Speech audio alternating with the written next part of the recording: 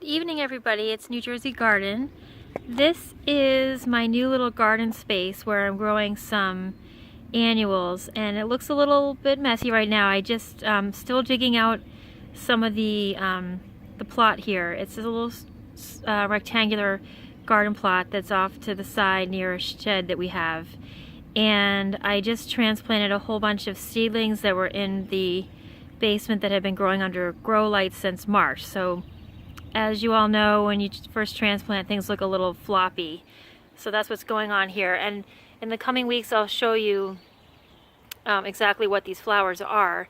But they're mostly cut annuals and things that the deer will nibble on. So what I've done is initially I set this area up with these wooden stakes, and they weren't that sturdy. So I got these fiberglass stakes, and they're pretty durable. I think they'll last several years. I just pounded them into the ground. It is now late May, and I will be putting up fishing line as a fence around this garden area, and the reason for that is I just don't have the money for a real fence. So I'm just using fishing line, and it may look a little funny, but apparently deer will get spooked by the fishing line.